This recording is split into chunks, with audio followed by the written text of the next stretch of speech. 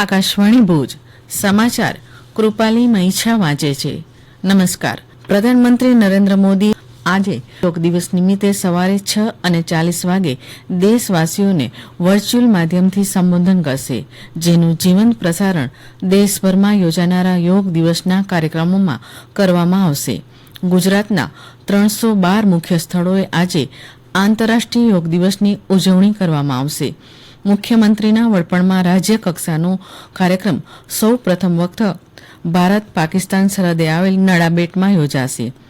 આ વર્ષના યોગ દિવસની ઉજવણીની વિષયવસ્તુ સ્વ અને સમાજ માટે યોગ છે, જેનો મુખ્ય હેતુ પર્યાવરણને અનુકૂળ એવા ઉત્પાદનોનો ઉપયોગ તેમજ પર્યાવરણને અનુરૂપ જીવન જીવવાની પ્રેરણા આપવાનો છે.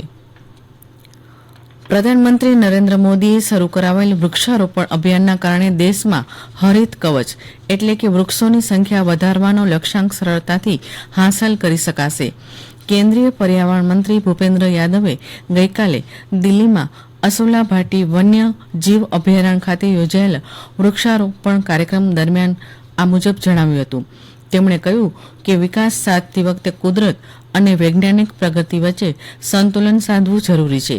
તેમણે આબોહવામાં પરિવર્તનની સમસ્યાનો સામનો કરવા પર્યાવરણને અનુકૂળ જીવનશૈલી અપનાવવા લોકોને અનુરોધ કર્યો હતો. સર્વોચ્ચ અદાલતે અનુસ્નાતક નીટ પરીક્ષાના પ્રશ્નપત્ર અને જવાબ પત્રિકા જાહેર કરવા નિર્દેશ આપવા વિનંતી કરતી અરજીના આધારે રાષ્ટ્રીય પરીક્ષા બોર્ડ અને તબીબી કાઉન્સિલિંગ કમિટીને નોટિસ જારી કરી હતી.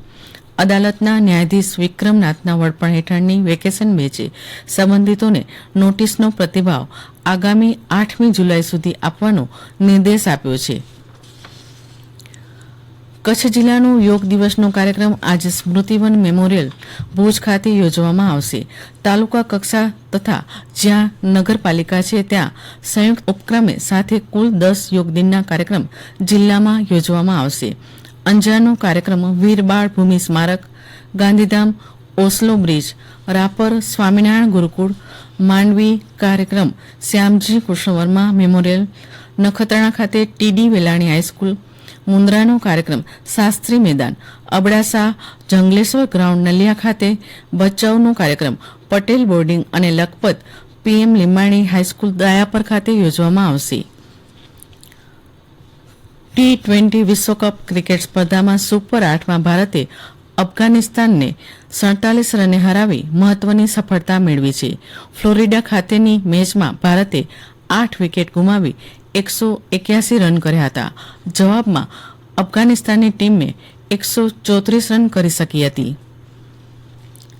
કેન્દ્રીય નાણામંત્રી નિર્મલા સીતારમણે સામાન્ય બજેટ અગાઉની ચર્ચાના ભાગરૂપે આર્થિક અને શેરબજારના ક્ષેત્રના નિષ્ણાતો સાથે બીજા દોરની મંત્રણા ગઈકાલે દિલ્હીમાં કરી હતી. આ બેઠકમાં નાણાં રાજ્યમંત્રી પંકજ ચૌધરી તેમજ નાણાં, મહેસૂલ, કોર્પોરેટ બાબતોના સચિવો અને મુખ્ય આર્થિક સલાહકાર જોડાયા હતા.